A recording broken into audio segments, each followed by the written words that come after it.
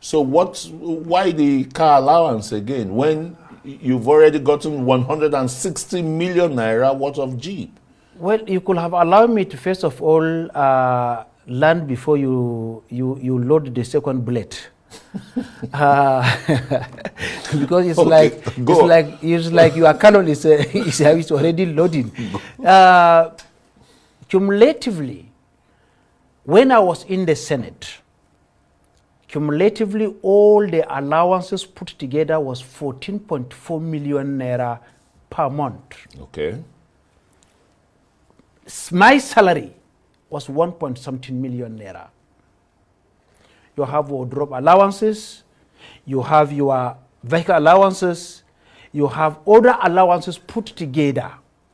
It was 14.4 million naira. Okay, these are the allowances, and your salary was 1 million. Let's just say 1 million. Well, yes. So each senator, yes, during your time then, yes, would go home with 15.4 no, million. 14.4 million. No, plus your 1 million. No, including salary. That okay, is including. Making it to be 14. Okay, that's yes, fine. 14.4 million. Yes. Today, the yes, case is different. Yes. It's about how much? It is about 29 million now. 29 million. Yes. In this austere Nigeria.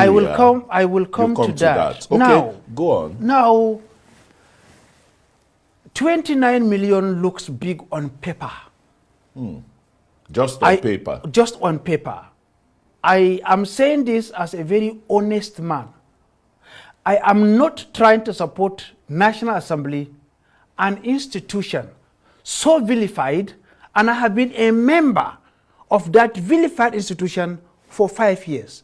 I am not siding with them, but I will bear the facts on the table. Openly, very quickly, but you are happy with the humongous money, right? It is not humongous. Just on paper. It is just on paper. Okay.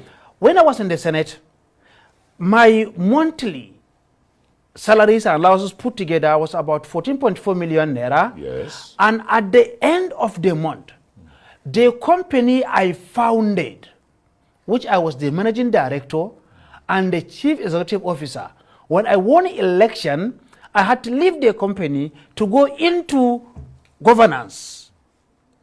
Had to start subsidizing my own life, because the money that was coming or allocated to my office was 14 million, which was nothing, absolutely nothing, considering the demands, the want, the challenges faced by my own constituents on a daily basis. Now, let me put it this way. What are they demanding? Somebody will come and tell you today his wife is sick, he is sick, his children cannot pay school fees, he's in the hospital. I have a case that on that one person alone I took the hospital, I spent 14 million naira on one person. And every month, from all over Adamawa State, in fact, at a point, from all over the country, my office is besieged with people looking for help. At a point, I don't like calling people's numbers. I don't like visiting people. Isn't it? And you definitely will go on. Yes. But at a point, I had to start calling some state governors to help me with cases that is being brought from their state into my office. Now I have 14 million naira a month. And I am paying a lot of people's scholarship in my office. I am subsidizing people's life in my office. While a state governor in this country is going home with over 700 million naira security vote every single month, minimum. Some go home with 1 billion naira. The state governors, they put it in their pockets, right? No, I didn't say put in their pocket. Yeah. You said they go home. Yeah, of course, they go home with it to do other security issues. I can't say they put it in their pocket. That would be very, very, very bad. Look, the political elite, yes, let's put it pronto, the political elite have taken governance and development far away from the people. In other democracies, Yes. let's take some of the older democracies like Yes. the US. Yes. Where do you see the constituents Yes. besieging their senators or their House of Representative members to beg for money that they cannot pay school fees and the rest? And so therefore, the legislators will now overbloat their salaries. Well, Governance and development have been taken far away from the Nigerian I agree people. with you. Mr. Chris, I agree with you. Governor has been taken far away from the people. And that is where local government administration have to come to the fore. Before now, local governments were getting so much money. They were given contracts at the Being local government squandered, level. before now, Before now, yeah, they look, were a doing local very government well. chairman was a big man. He can give contract for construction of primary school, culvert, small art road, art dams, and the rest of it. Today, the governors have hijacked the local government system through a devilish thing called JAC, that's joint account. Being that today there's no election in the local government. Okay, let's quickly leave the selected. local government issue, But because you brought the issue Nigerians of are the- really, yeah, I know. Nigerians are really, your duty Yes. is to legislate Yes. for the good governance Yes. of this country.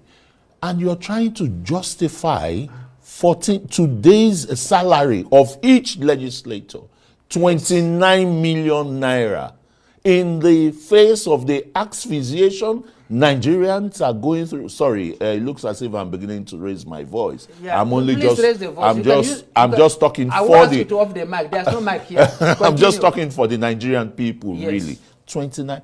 How justifiable is this in today's Nigerian economy with a salary, a minimum wage of 70,000 naira? I think what the National Assembly should do is to create a fund, a particular fund, in the office of our legislators, who are the representatives of the people, to take care of this kind of things so it will not be lumped into their own salary. Let me say this on a live national television. I am poorer, much poorer, as a man when I became a politician than I was before I became a politician. Why didn't you resign and go back to your business? Because I enjoy serving the people. You could Life, yes. still serve them with your company. But now, yes, that is the point, because you will get somebody in that may not be as passionate as I am. Now let me say this today, and go to my village and check this. As a senator, I live in a room and parlor in my village. I never built a house. In my hometown, my local government headquarters, I don't have a house. I live in my friend's house. My friend lecturer gave me a house. I live in it.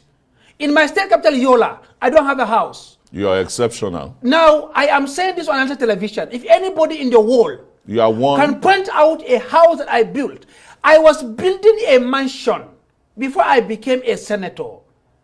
A 23-bedroom mansion with 9 parlors, with a swimming pool in the heart of Mubi. When I became a senator, I stopped it. I took over carrying people's burden, orphans, the vulnerable people. I took over. Their problem became my own problem. Sometimes when I see them, I weep. The conditions some human beings are living in. And you remember that God put this weight on your back. I cannot budge. But being in government at that national level, Yes. you had a state government, because the people you're talking about, your Yes. own constituents, for example, from your senatorial district, besieging you for one assistance or the other. Yes. What kind of discussions do you have with the Adamawa State governor when you were in the National Assembly, the governor of Adamawa State, for example? We never had a Fintri? discussion with my governor, because 3 months when I was elected into office, we fought. 3 months. We came on the same party. 3 months into office. On principles, we differed on principle. He might be doing his own right in his own way, because he's not here to defend himself, and it will be wrong to talk about him when he's not here. But we disagreed. He 3 has months. the right to come and appear So if he 3 wants months, to. we parted ways. 3 months. In the next 1 year, I decamped to another party because I can't sit in the same room with him. And you know why? I don't like injustice meted against anybody. I'm a man that is straightforward. Once I'm not straightforward, I won't stay with you. So you couldn't give him